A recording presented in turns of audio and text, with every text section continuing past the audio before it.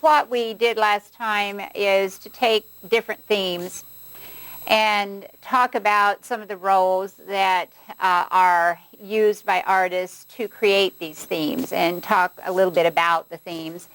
And we talked about art of daily living last time. We talked about art and the sacred realm, or in other words, religious sort of art. So I want to start today with politics and the social order.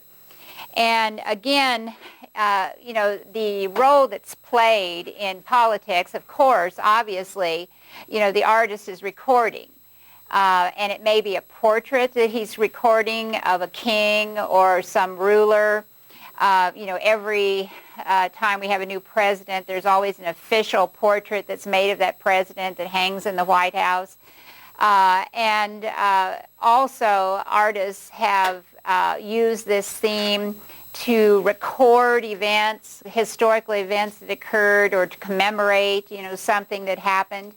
But they also use the role of giving tangible form to feelings, because just like we talked about for some of the other arts that we've already looked at, or some of the other themes that we've already looked at, often there's more than just what meets the eye. There's the outward appearance. For example, this is Augustus Caesar. He was the first emperor of Rome.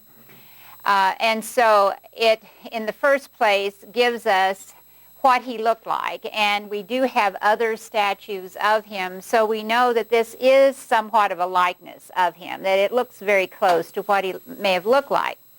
But it's also there to tell us something about what the emperor is, how the people looked at him.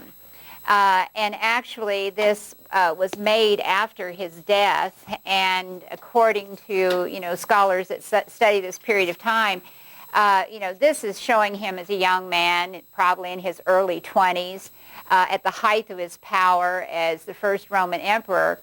And doesn't show him at the age he was when he actually died, which was older.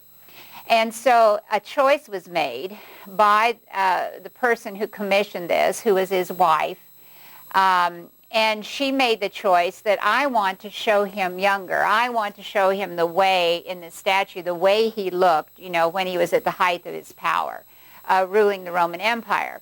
So, first of all, that had to be incorporated into the statue. And then there were other things as well that are incorporated into the statue. They're supposed to tell you about him and about his family, not just show you, a portrait of him. You see down by his leg, there's a little Cupid. You can't tell really, but there's a little wing that's coming off of the back. He's a little Cupid with two wings. That is, that's right below him. And it's a symbol. It's a symbol to tell us something about the family that he came from. The Julian family, which was the family that he came from, believed that they were descended from Venus. So, in other words, they thought that they were half divine, or, semi-divine in nature.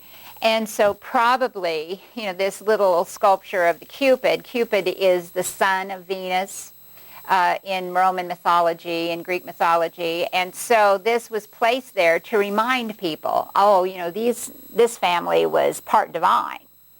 And so there's that other element, there's that intangible idea that's being expressed here.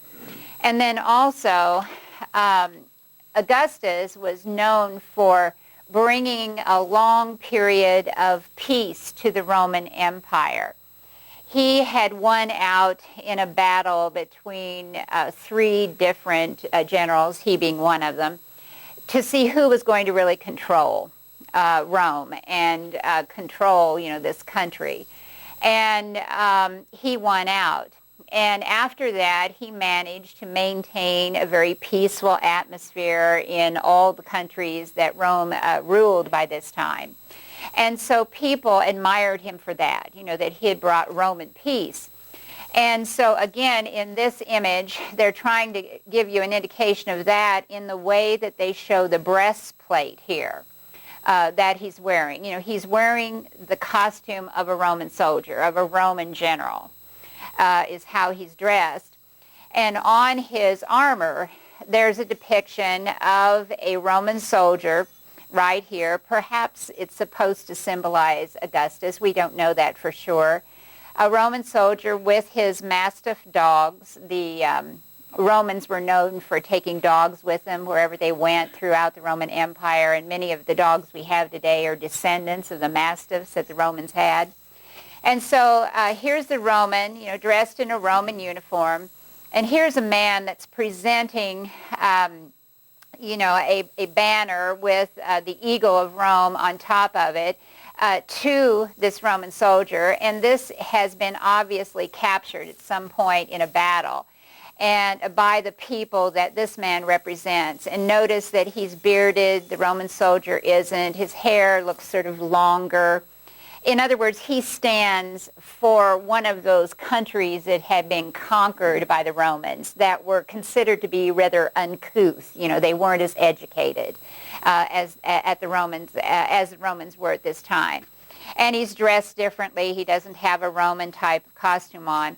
And so, in other words, we see him, you know, handing over this standard, you know, that was carried by Roman soldiers when they went into battle, and giving it back to the Roman soldier.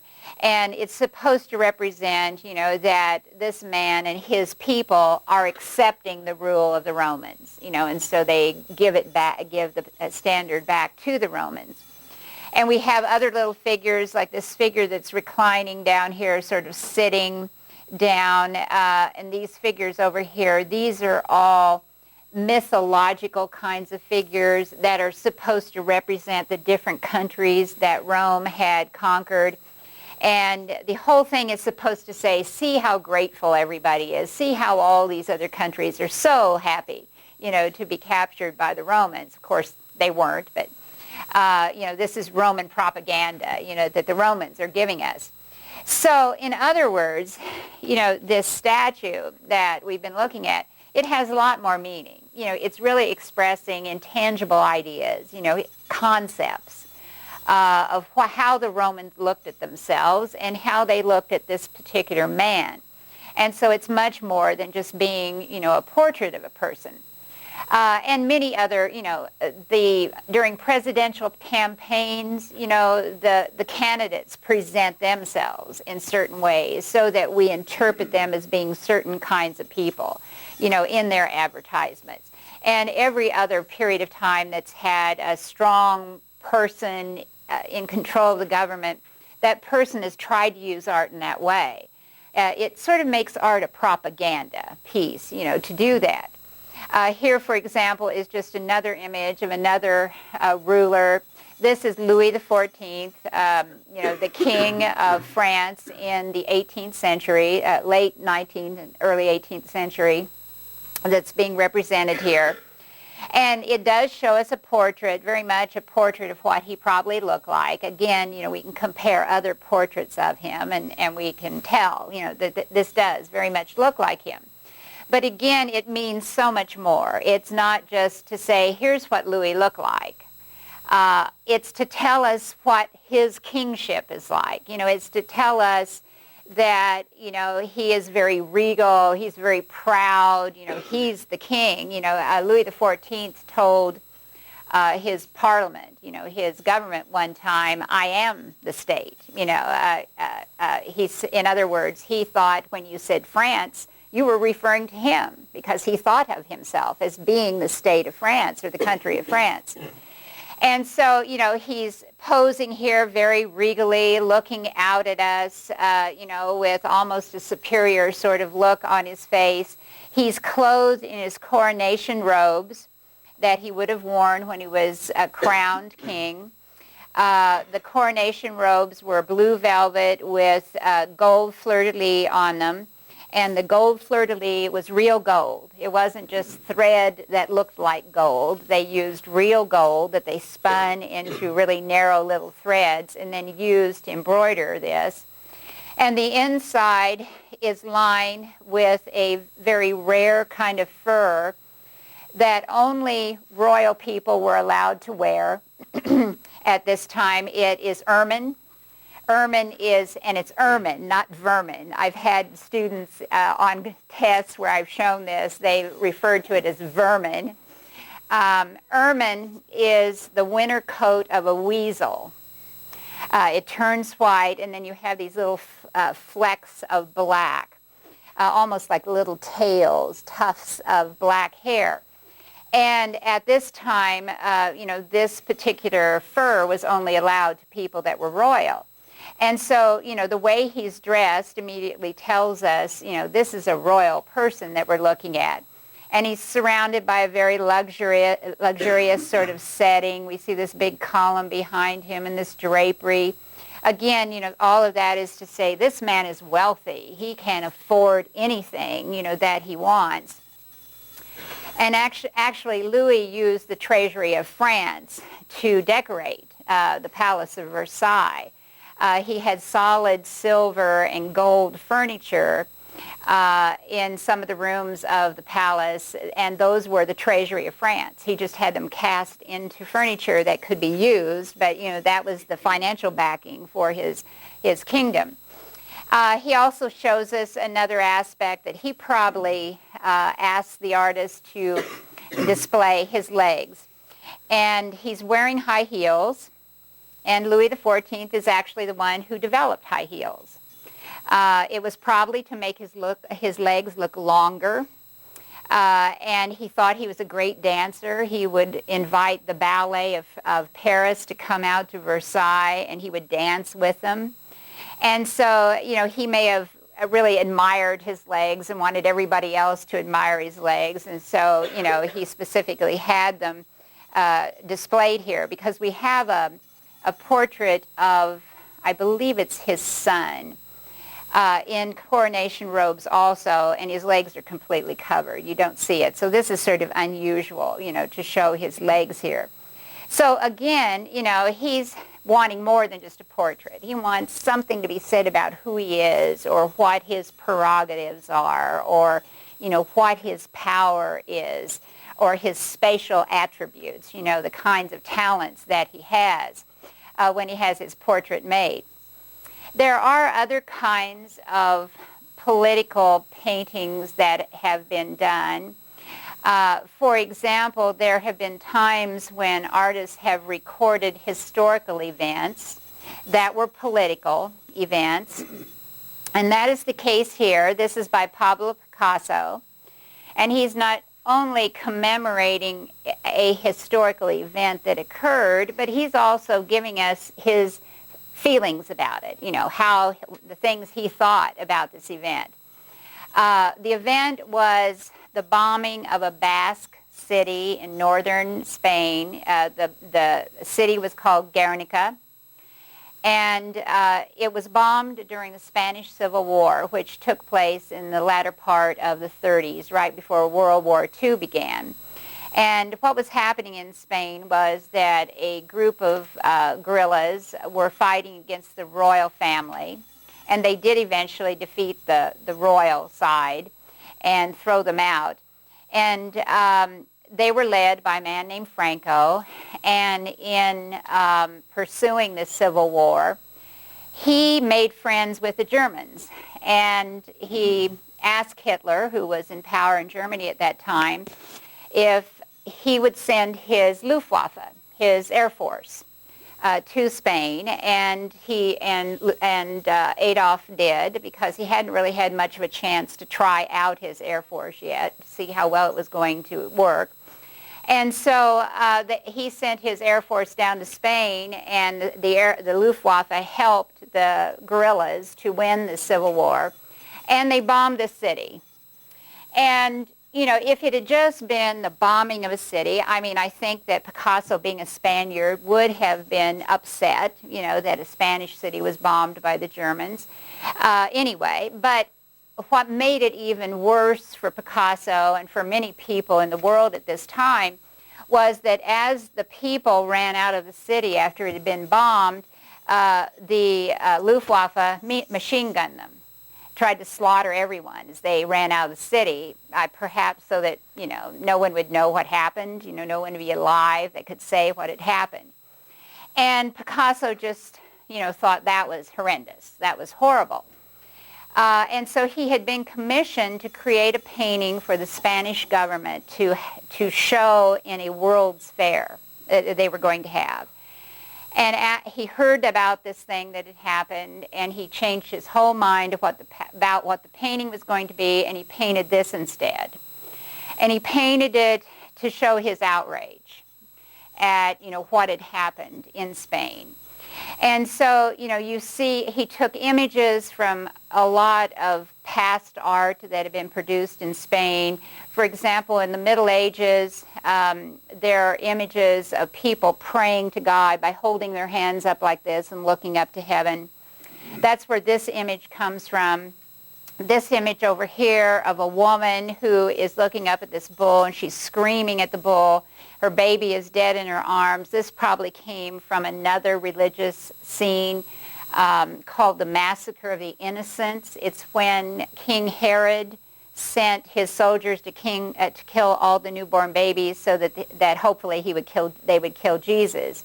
And so that becomes another image that is often seen in medieval art.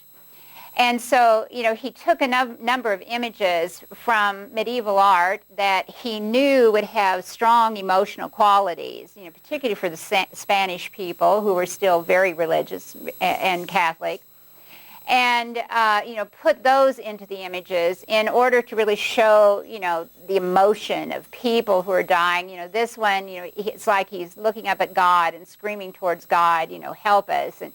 And this one, the woman looks like she's screaming at the bull as if the bull has, been the slaughterer, has massacred her child. Picasso never really gave clear explanations what all of the symbols are. At different times he was asked, what do they symbolize? And he would give contradictory answers to it.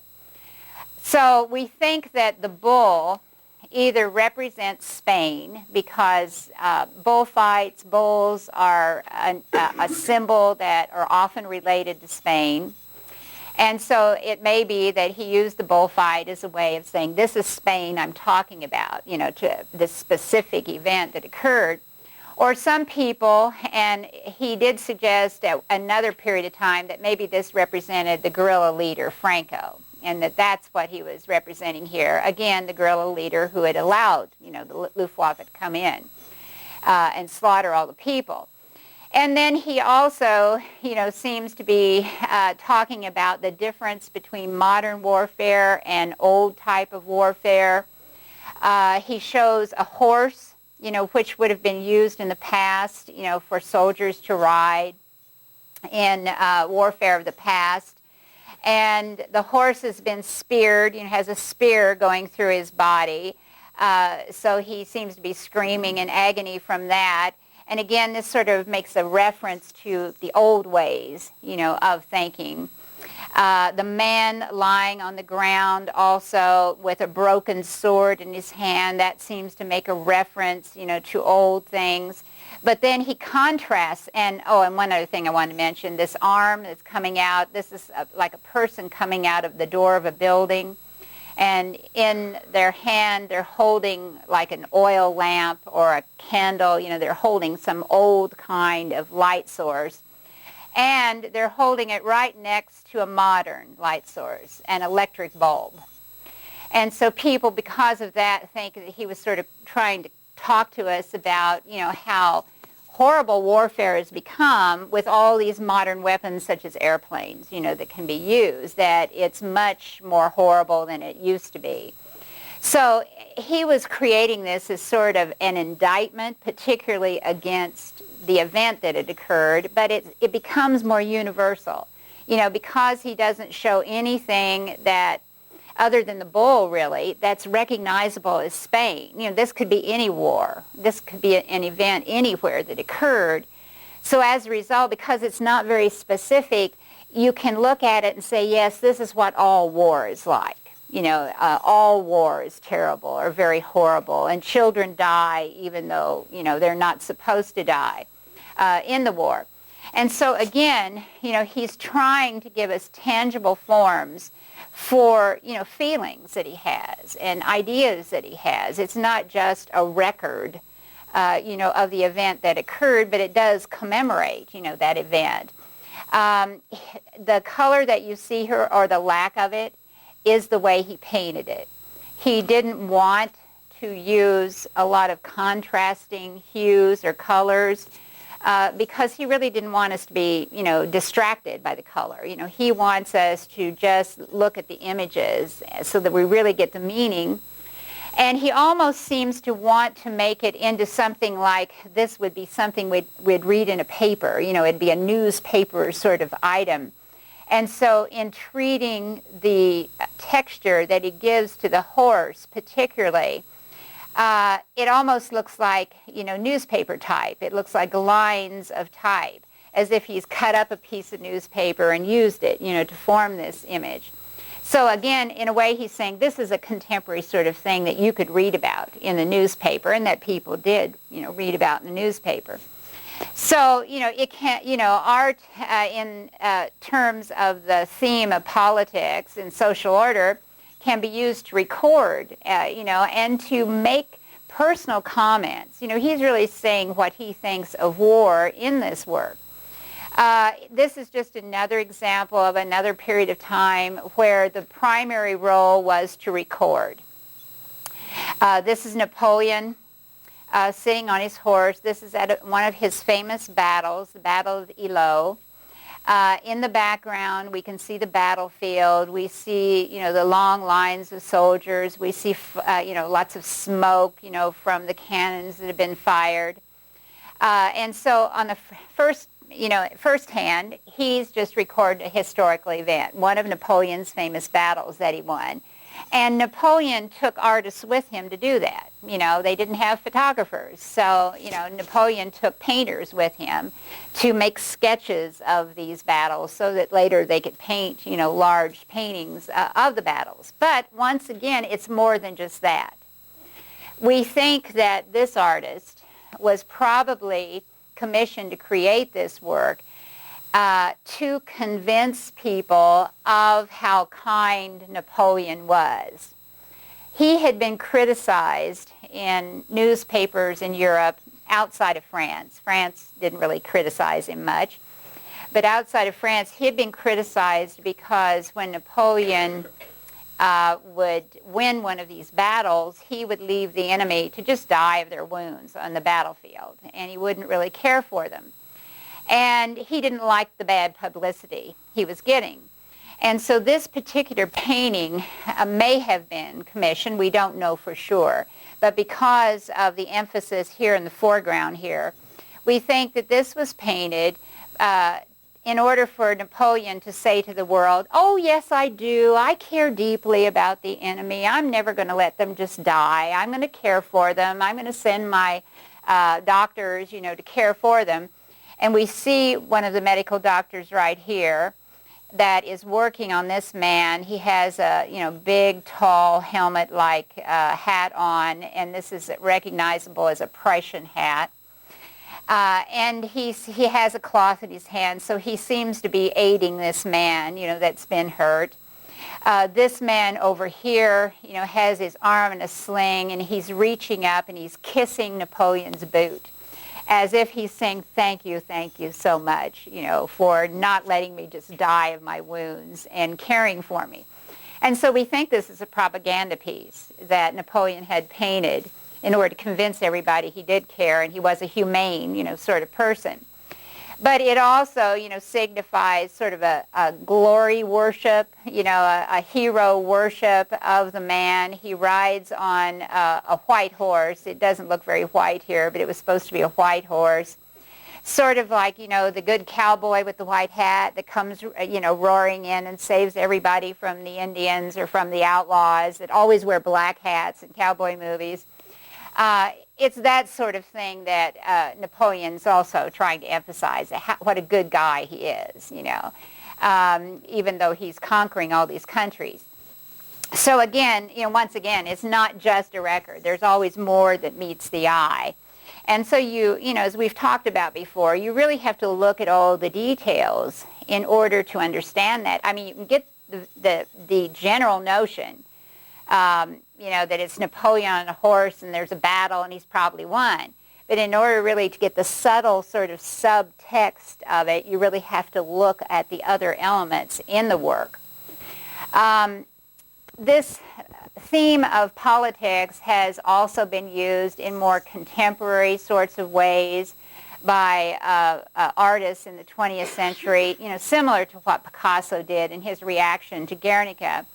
Here, for example, is an African-American artist, very famous artist, very good artist, named Jacob Lawrence. And one series of works that he did was called the Migration Series. And what these paintings dealt with, the migration meant in the early part of the 20th century, a lot of African Americans moved from the south to the north. They moved from the south to the north because there were jobs in the north. That's where the factories were. And they wanted to get jobs in those factories. But it's also thought that they believed that in the north there would be less prejudice, but it wasn't so. African Americans met with as much prejudice in the north as they did in the south, but they thought they were getting away from the prejudice. And so Jacob Lawrence painted a series of paintings, and this is just one of them, in which he dealt with those ideas of this migration of people from the south to north, what they encountered. And here, for example, he's showing us a race riot that occurred in East St. Louis. He wants it to be a universal message because he wants us to look at this and say, yes, this could be any time, when there have been tensions between different races. Not just black and white, it could be any other race anywhere else in the world. So he wants it a universal sort of message. And so he makes sure that we don't see the faces. Here's a man with blonde hair apparently, so, and he has whiter hands, so apparently this is a white man. This is probably a black man, but he doesn't show us the faces because he wants us to sort of put this image into any circumstance, not just this specific riot that took place in this specific town.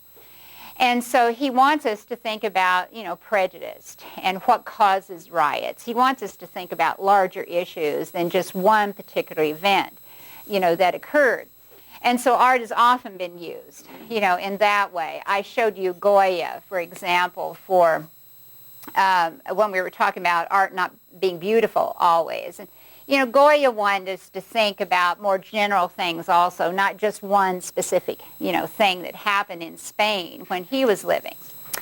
So that is, another way that the theme of politics has been used by artists and created by artists. Then another kind of theme is called looking outward, the here and now. And what that deals with is everyday life. And there is a term, and it's the only term for this chapter that I've given you to learn for the test. It's called genre, G-E-N-R-E, genre. And in the visual arts, this term is used, genre just means a type of something, a type of literature, a type of anything else. But in visual arts, it's used more specifically to refer to paintings that are about everyday life, usually of lower class people, usually the middle class or the lower class.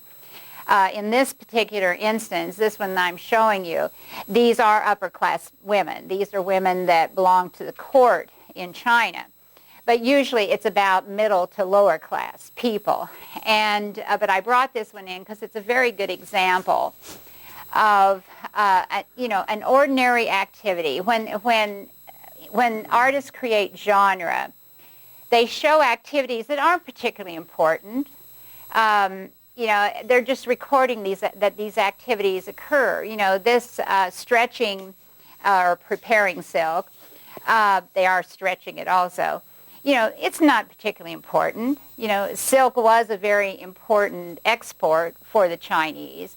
But, to just show some women working on it, it's not earth-shaking. It doesn't say anything about a war, some universal idea. It just says, here's an activity that occurred in the Chinese court at this period of time. So it's those kind of activities that we call genre type activities. Here is another example of what we would call genre. Here is just a woman in her home admiring her stained glass window. The artist has shown the type of costume she wears. This is by Jan Vermeer. You may have seen the movie about the woman with the pearl earring. He painted that as well as this one. He liked to paint what on the surface look rather simple. There's actually more meaning to them than just what we see here, but they are very much about here's what life was like in Holland at this period of time. Women that she's the head of the household, but she probably has maids that work for her, so she dresses in her nice dresses every day when she gets up. We see her surrounded by, this bronze or gold basin with a water jug. In other words, she's surrounded by the kind of objects she has in her home. There's usually some sort of painting in the background hanging on the wall. In this instance, it's a map, but it's often a religious sort of painting that is shown on the wall. So, we're just given a glimpse of what a middle-class household, sort of the upper middle class, would have looked like in Holland at that time.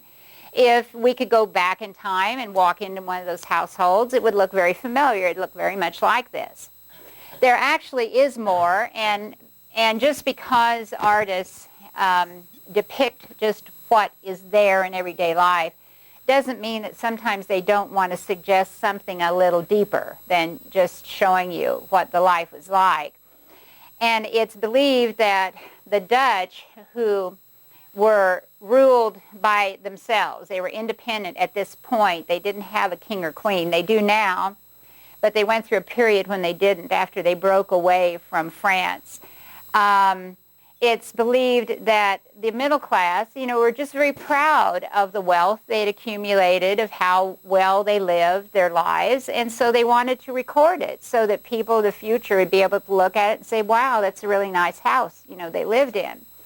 And so that was, first of all, what the meaning was. But often, particularly when there were religious images in the background, it might be some kind of comment about them. Maybe the religious image would make a comment about vanity. Don't get too impressed with yourself and, with the wealth that you have. Things can happen. You still have to go through a last judgment just like everybody else. There were sometimes undertones to a lot of these works, but for the most part, they were just painted, to be able to display their nice homes, their nice activities, that they took place in. So this is an example, of just recording everyday life, in Holland. Now, there are other kinds of themes also that belong to this here and now, and often they get involved with looking inward as well. Sort of the human experience, and by the human experience, they mean, how you react to things, the emotional experience that you react to. This is an image of birth. We have very few images of actual births in Western art. It's just one of those things that Western people don't seem to be too interested in. We have the Nativity. That sort of stands as the one example of birth, and of course it's not giving birth in the process, which is what you're seeing here in this image. But this was created, in the 20th century when people began to break old taboos. They tried to go out of their way to show why, something that had always been avoided could be shown in art. And that was certainly the case with this artist. His name was Jean Dubuffet. he was working after World War II, but he'd gone through World War II. And World War II in France, was very bad. A lot of France was destroyed in battles. And so he sort of felt like we've got to start over again. And we sort of have to look at all our institutions in different ways. And so he saw this as a religious work, believe it or not. The way he presented it, with the female here in the middle, it's almost, she's supposed to be on a bed, except, it's like we're up in the sky looking down on it. He, presented it as she's sort of a new Virgin Mary, or a new Eve, who's starting the human race over again. And he presented her right in the front, in the center, with one person on each side, a very symmetrical kind of composition, just like a lot of religious art is. And, it's crude, but he meant it to be crude. He meant that everything had to be redone. We had to start over after almost destroying ourselves in the World War II. Another experience that belongs, to this here and now, and also, thinking about, emotional reactions, is death. And again, death is something that's been portrayed more, or has more examples of art associated with it than birth does, because tombs are often decorated, to commemorate the dead person. And it's also a way of sort of giving the family some solace, some comfort. We've laid them to rest in a very beautiful place. It's a way of making us feel better about it. And so, for example, here, we're looking at very famous pyramids. These are the 3 great pyramids in Giza, Egypt. They're across the Nile River from Cairo. These were built starting around the 2600 BCE and going down to about 2500, about 100 years' time. These were built. And these were built as tombs for the pharaohs at that time, for the kings of Egypt at that time. And as you can see, they're monumental things. They took years to construct because the Egyptians at this time didn't have the wheel. And so all of these large stones, the stones have been calculated based upon, their width, their height, their depth, the size of them, that the stones must have weighed around 2.5 tons. And if you think about, people moving that without the wheel, they might have used animals, because they did have some animals of burden, but mostly these were humans that drug these stones up into place. It really it says something about how they felt about what they were doing. That, it wasn't they were just making a tomb for a king, that was going to die someday and would be placed in it. They thought of their kings as gods. And so here, they are creating a tomb for their god. I mean, it had much greater significance and meaning for them, and it's probably why they were willing to work on it. They weren't slaves. Every city in Egypt was required to spend so much time each year building on the pyramid, but they came willingly. We really don't think they were forced to come. They would come and they would spend maybe 6 weeks, 2 months at this site, building on the pyramid. And they did it because they were building it for God, is the way that they thought of it. So it was, it's just one example of how they looked at death. And of course, the Pharaoh, or the Egyptians believed that these pharaohs lived on in the next world anyway. So in a way, this pyramid symbolizes that idea that these people are going to another world, and they will be living in another world after they leave this particular world. That's part of the reason why pyramids sometimes, during different periods of time, I can't remember, I think it was about in the 80s, where all of a sudden there were a lot of people that were constructing pyramidal sort of tents and sleeping under them because they thought they would be healed of illnesses by doing that. It's because of, this sort of immortality that's implied by the shape. As far as I know, it really doesn't work. It doesn't heal you at all. This is just a modern example, again, of, death being a topic that has been explored, by the American people. The Vietnam Memorial here. This is in Washington, D.C. This is the way that you would see it. It's not a freestanding thing like we see it when in the replica that travels around the country. This is embedded into the ground. And actually, Maya Lin, who created this, said that when she first came to the site, when they showed her the place that this memorial was going to be built, that the first thing she thought of was a cut in the earth, sort of like a slash on your heart, all of these people that had died. And she thought about all the families that, were sorrowful, that had lost someone that they loved. And so she felt like it was a cut in their heart, and so she wanted to make something that looked like a cut in the soil. And she was one of many. She had to submit her designs for what she wanted the memorial to look like.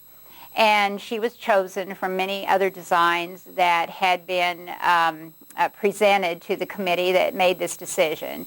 And so this was constructed. It starts at, and she wanted to also emphasize the element of time, how long the Vietnam War lasted, and how many people were killed in it. And so it starts out very narrow down here, and I believe the dates are in the 60s. And there were just a few Americans that died at that time. Americans were sent into Vietnam as advisors to the South Vietnamese, not to be participants, not to fight the war, just to advise the South Vietnamese army. But then as time went on, more and more soldiers were sent in, and more soldiers were killed. And so the wall gets bigger in order to provide room where she could list all the names of all the people that were killed in the war. She thought that was very important too. She didn't want some sort of statue, that would stand universally for everybody. She really wanted people to know that this was an individual with a name and this person had died. And she also wanted the families to have, that comfort of knowing that, well, somebody cared enough to know that this person was, there and that this person died and recorded his name, on this. And so she had a number of ideas in mind, when she created this. At first, veterans didn't like it. They thought it was too abstract. It didn't glorify, the soldiers. It didn't glorify their deaths. But, after some time passed, everybody is terribly moved when they go to see this. And many people bring gifts and leave gifts. I've been told, they don't throw them away. They box them up, and there's a warehouse, I guess, that's full of boxes of the gifts that have been brought. Boots, hats, all sorts of things have been brought to the site by families and left, below the names.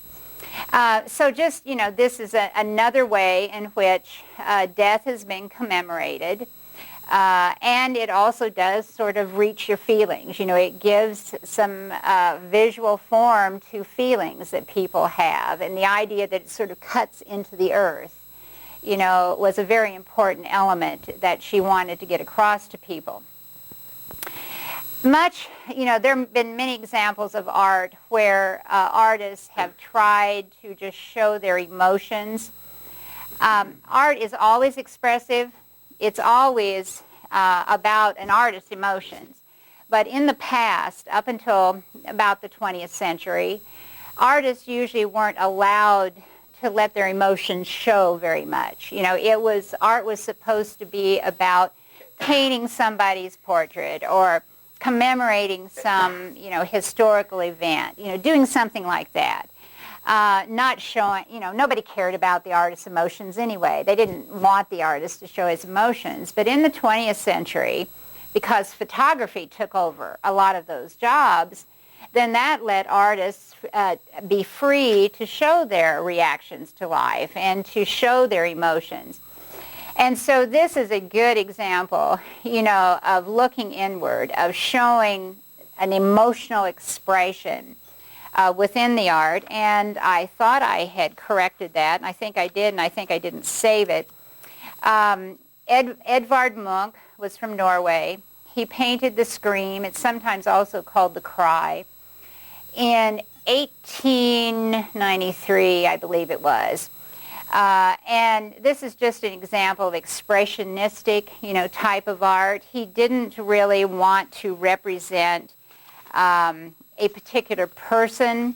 In fact, he said in creating this work and in telling someone about it, he wrote a lot of memoirs about what he did with his art. And he said, I was walking home one night and I looked up at the sky and it was like nature was screaming. And so that stuck with him. I think he was a very neurotic sort of man. I think that, the idea that he wasn't alone in his feelings, that it looked like nature also was upset about something. It stuck with him. And so many years later, he painted this. He actually painted 4 versions of it. And he didn't want to just show him. He didn't want to show a portrait because, again, he wants it sort of universal. He wants us to be able to look and think, yeah, there have been times I feel like that. He doesn't want to just be him, screaming. And he really wasn't even so concerned about showing a human screaming, but he thought, how do I show nature screaming? How can I get that across? This is how I felt when I saw the color in the sky, when I just saw all of the landscape around me. And so he seems to have decided, well, I'm going to have to use a human and make that human look like they are screaming, and then like their scream is sort of reverberating, out into nature and causing, all the lines and the colors that you see. And he seems to felt like this is the only way I can really say, how I felt and get that across is to use a human sort of form. He actually, the basis for this was a mummy that had been found in Peru. It was an Inca mummy that he had seen in a natural history museum, and he copied that face and used it in order to create this. So artists have often, used art since the 20th century as a way of expressing very personal sorts of emotions, their reactions towards life. We might talk about, that I didn't bring in, the drip paintings that I've shown you by Jackson Pollock. That was very much painted as his reactions to what had happened in his life. Another theme is invention and fantasy, and you might say imagination and fantasy, because it's a theme where artists use their imagination. And they create fantasy sorts of stories that, again, usually represent some feelings they have about life or some ideas that they have about life. And this artist is one of the earliest to do that. His name is Hieronymus Bosch. He was a painter in Holland at the beginning of the 16th century, and he created some really strange altarpieces. There's a formula to him. He always has a scene of heaven on this side. And this is supposed to be God represented here, and Adam and Eve represented here. This is the creation of Eve right here. And in the background you see various animals, like the animals that are supposed to be in paradise.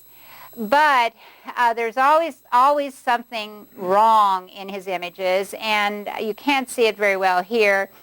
This is a cat, and it's a cat that's caught a mouse and is carrying it in his mouth. So it's a rather violent thing, according to the Bible, the lamb is going to lie down with the lion, and all the animals are going to be peaceful in heaven, and here's a cat, who's killed a rat or a mouse and is carrying it off. So there's always something a little weird about his versions of heaven. And the same thing is true about his versions of hell. Hell is always on the right side of his altarpieces, so this is one version of hell that he creates. And are there any music majors here in class here? He has hell, he has the people in hell being punished on musical instruments. They're being strung up on harps and various musical instruments. And so it's as if he's saying, music leads you to hell. So he always has something rather imaginative, in the way that he presents hell. And then in the center also, they're very imaginative here. In the center of this, we have lots of nude couples, and I think this is in your book. You can take a look at it there. You can see it a little bit better than in this. It's so tiny that it's hard to refine it enough to see it well. Lots of nude couples cavorting around in this landscape. There's nothing really sexual going on, although it's implied that there's something sexual going on. But you really don't see anything. And around in this landscape are large birds. These are birds that are larger than the human beings that are represented here. And so again, it's like, what strange thing is going on here? What is, this about? It's called the Garden of Earthly Delights, and this is supposed to be Earth that's represented in the middle. But, what's he trying to tell us? What's he saying? We know from other works that he did that he often used proverbs that were very well known at the period when he painted. He has another one that shows a large hay cart, as if a farmer has harvested his hay and he's taking it to his farm. And we have people grabbing onto the hay, and that one seems to be based upon a proverb which talks about how everybody tries to grab as much as they can out of life, tries to get as much hay or as much wealth as they can in life. So we think this is probably a proverb, based upon a proverb, but we don't know what the proverb is. We haven't figured it out yet. So we really don't know. In the 20th century, artists have also created fantasy sorts of images. And here you have a very famous image that Salvador Dali created. It's called The Persistence of Memory. And, when you first look at it, it looks like it has some space that recedes back to a sort of a sea and a cliff area. So it looks sort of realistic. But then you immediately see the limp watches, this watch that's sort of hanging over the edge. This one hanging over the branch of a tree, this one hanging over whatever this is here in on the ground. And, our minds say watches aren't limp, particularly when they have metal cases on them. They're rigid.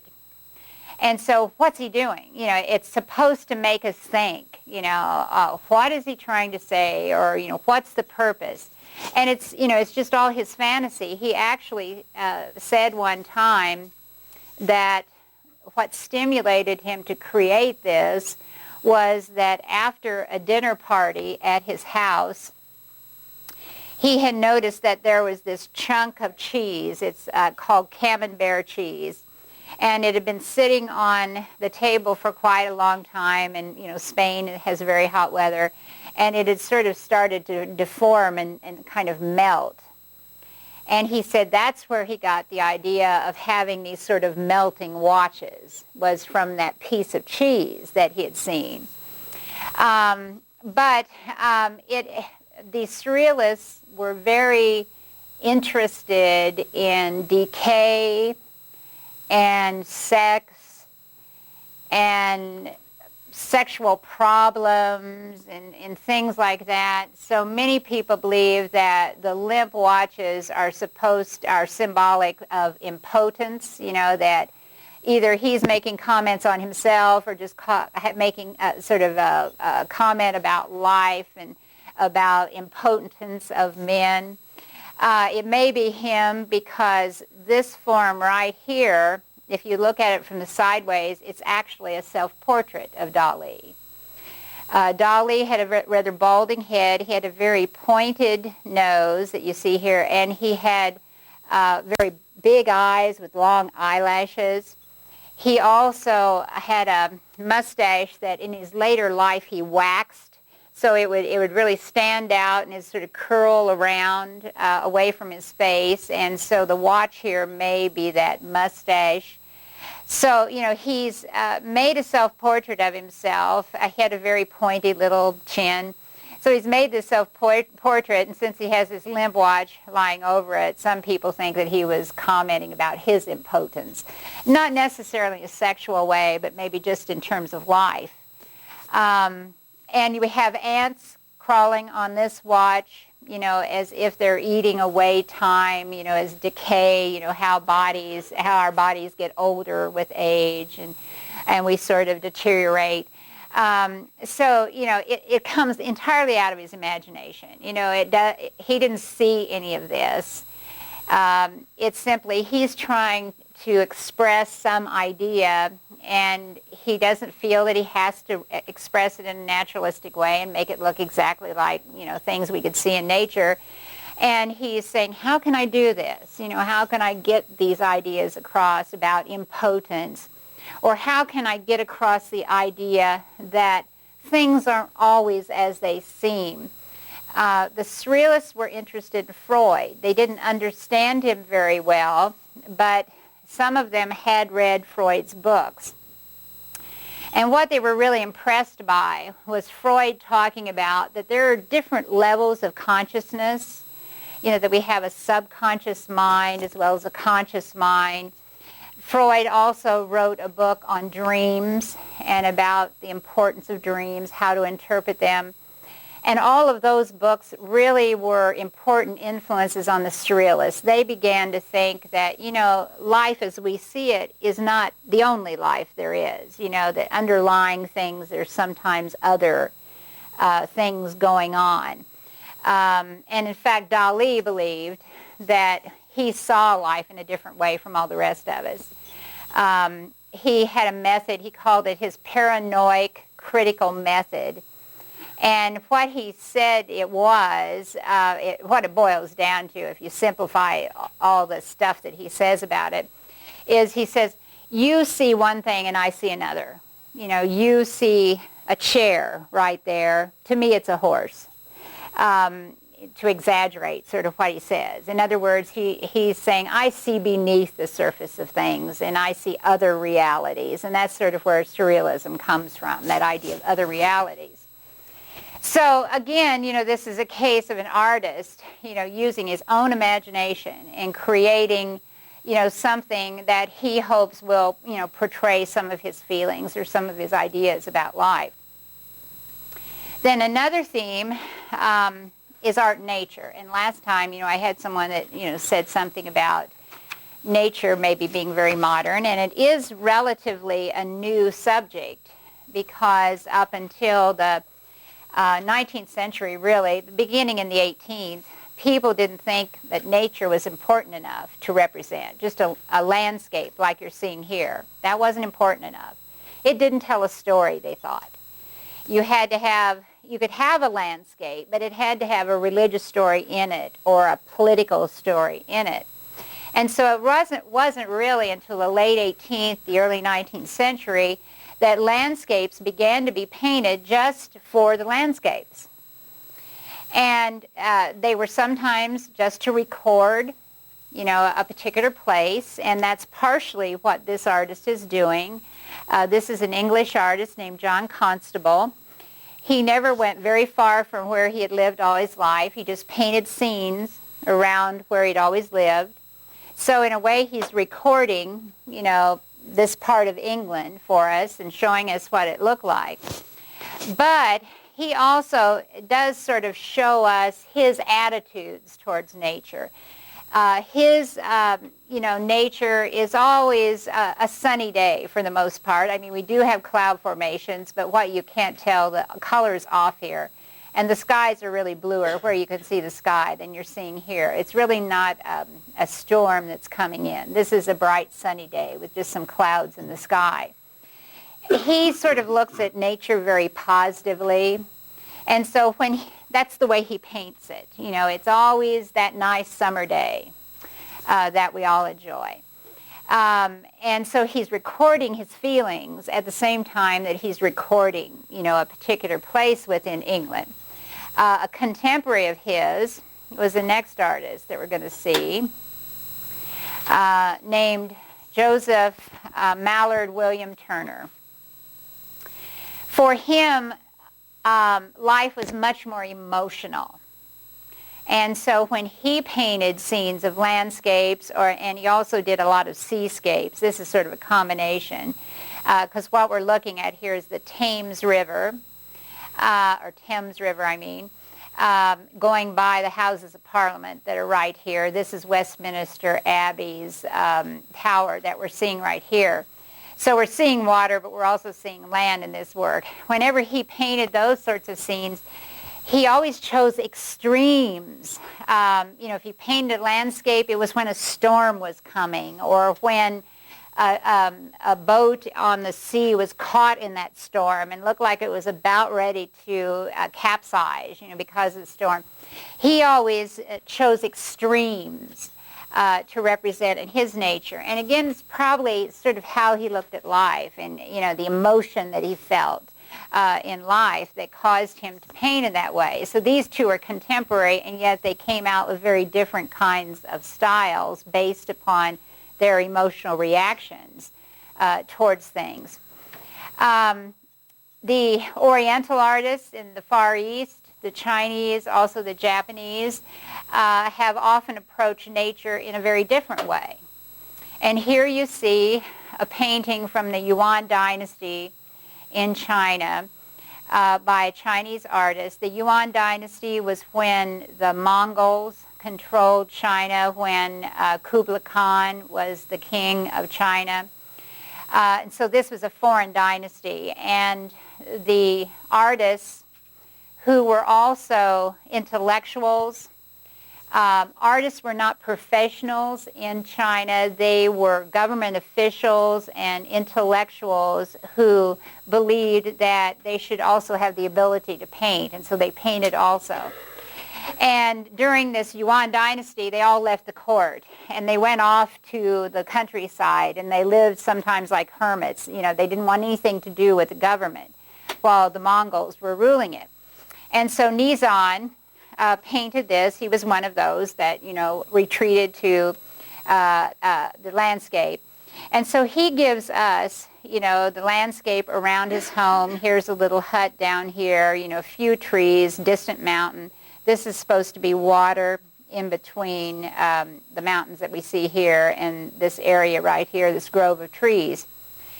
But the Chinese artists are not particularly interested in painting exactly what they see. They paint the way they feel about nature. They paint their reactions to it. So their paintings are not recordings of just what is there in nature. They're more recordings of how they approach nature, how they feel towards nature. There's also some symbolism in it. The Chinese had some symbolism to the way that they painted nature. For example, we don't see it here really, but if there were some broken old tree, that looked like it had been struck by lightning and it's all gnarled and broken down, that was a symbol for the Chinese. They saw that tree, if it had even one little branch that still had some living parts to it, a few leaves on it, to them that was a symbol of human beings and how human beings had to live in life, that, human beings get attacked by things, people die or they lose their jobs, but the human being is the person that, like that old tree, still stands up and still is able to go on, and live life, even though these terrible things happen to them.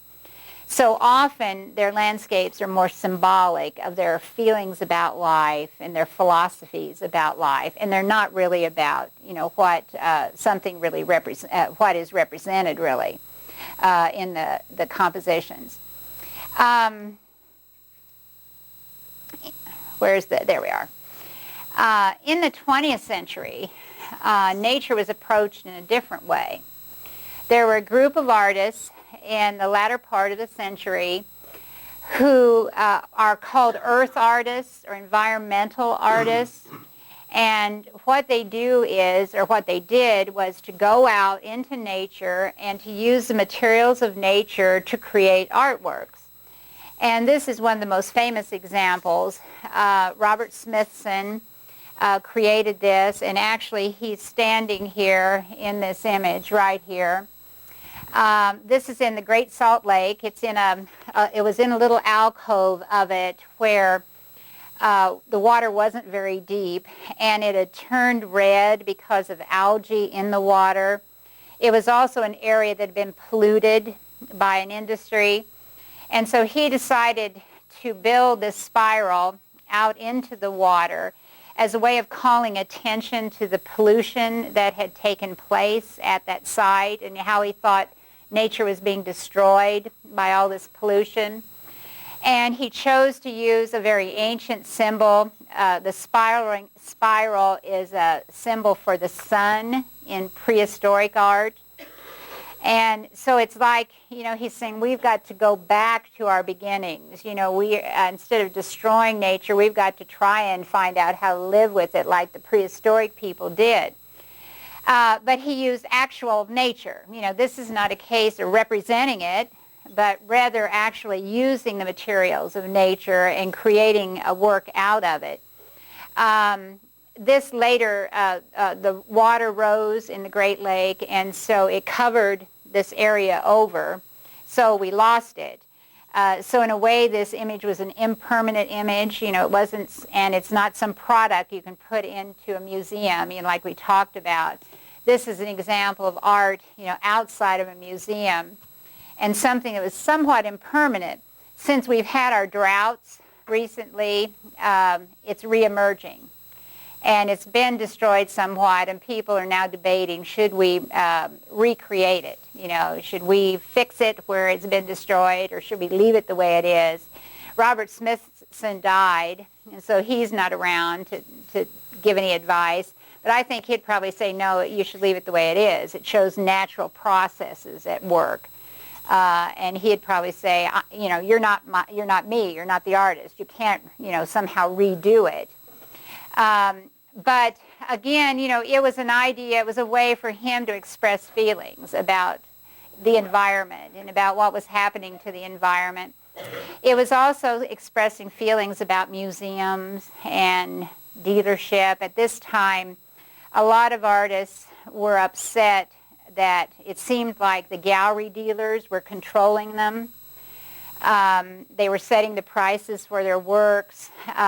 Gallery dealers are notorious for telling some artist that sells well, keep on producing. We want more. I need more. I'm selling everything. I need more. I need more. Or sometimes they will say to artists, nobody wants your art anymore. Change your style. Well, you can't just change your style, at least very easily. And so a lot of artists at this time were really upset by the way they were being treated by the gallery owners.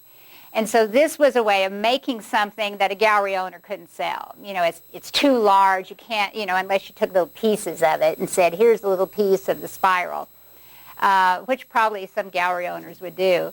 You can't really sell it, and it can't be put into a museum.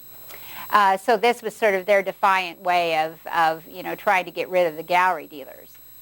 Then one final theme is art for art's sake.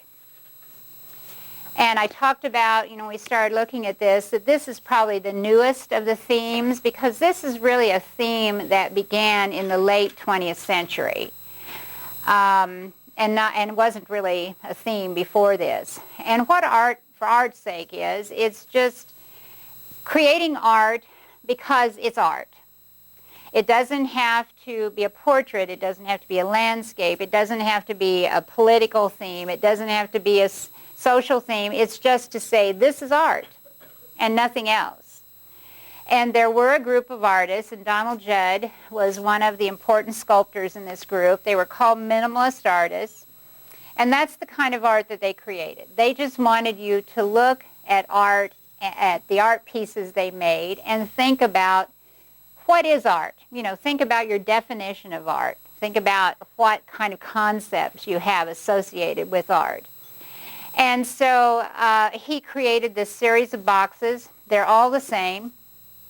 The minimalists try to rid themselves or rid their art of everything that they think is not just art, anything that seems to come from outside. For example, color. You know, we have color in nature, so they don't want to use color. They don't want things to look representational because, you know, we have representation in nature. They don't want depth. You know, they don't want that illusion of distance. You know, they want you just to say, okay, these are, you know, and he used different kind of materials. I think these are aluminum boxes that he used here. This is what I got. This is all I've got. Now, what does it mean? Why is it important? Why did he do it? You know, he wants you just to think about art and not think about anything else. So that has been a new direction in art that occurred beginning in the late 20th century.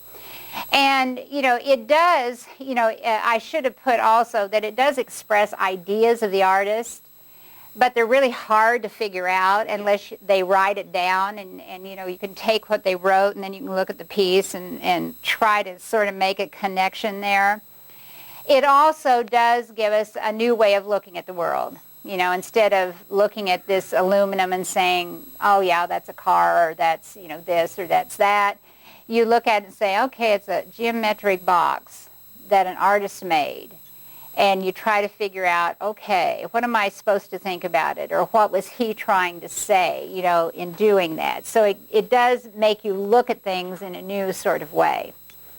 Okay, that finishes themes, I think. You know, I have my last two slides here, but what I'd like you to do for Monday is begin to review for that test.